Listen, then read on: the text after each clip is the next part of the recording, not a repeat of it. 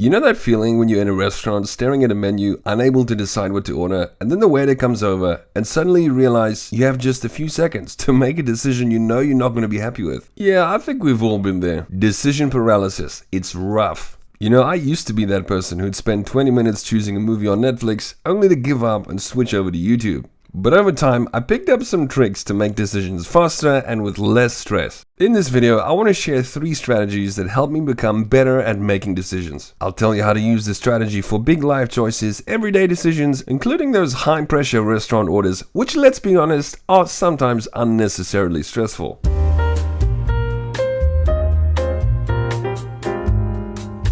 Okay, let's dive right in. Picture this. You're at a crossroads in your career. 2 job offers, both great, but totally different. One's stable, but a little bit boring. The other's exciting, but risky. Potentially short-term if you mess it up. How do you know which one you're going to choose? The past me would agonize over decisions like this. I'd make pro and con lists so long they look like pharmacy receipts. I'd ask every friend, family member, and random strangers on the bus for their opinion. But here's the thing I realized. No decision is ever 100% certain. And that's okay. The goal isn't to make a perfect choice, but to make a good choice. And then do what you can to make it work. So you may be wondering, how did I start making decisions without feeling like I'm playing Russian roulette with my life? And to be honest, it really just started for me with a simple shift in perspective. Instead of trying to predict every possible outcome, I began to focus on what I could control. And that led me to my first strategy, the future me technique. Here's how it works. Instead of obsessing over the immediate consequences of my choice, I imagine how would future me feel about the issue. Would I regret not taking that risky but exciting job, or would I be thankful for the stability of the safe option? This strategy helped me realize that most decisions aren't as life or death as they seem in the moment. Sure, choosing between 2 jobs is important, but it's not like I'm deciding whether to cut the red wire or the blue wire to disarm a bomb. Now, I know what you're thinking. That's great for big decisions. But what about the small stuff? I can't interview my future self every time I need to pick up a sandwich. And you're absolutely right. That's where my second strategy comes in, which I call 2-minute noodles. When faced with a decision that's not life-altering but still has me stuck, I set a timer for 2 minutes. Within that time, I have to make a choice. No ifs, ands, or buts. It's amazing how quickly your brain can work when you give it a deadline. Suddenly that paralysis melts away and you're making decisions like a boss. I've used this for everything from choosing what to wear to picking a movie for date night with myself.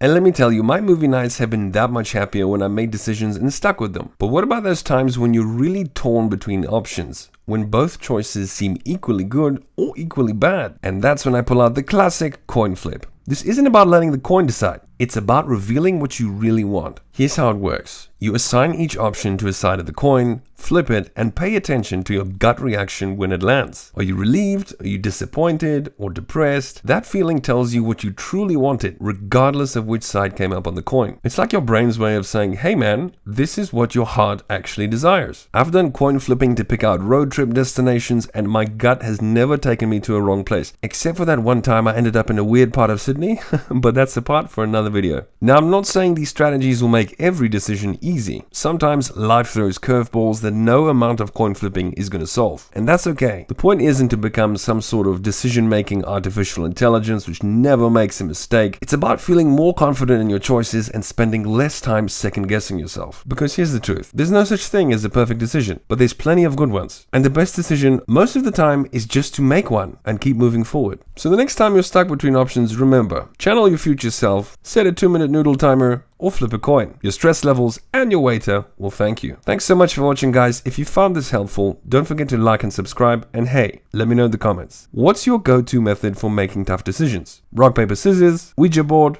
asking your cat? Tell me all about it. See you guys.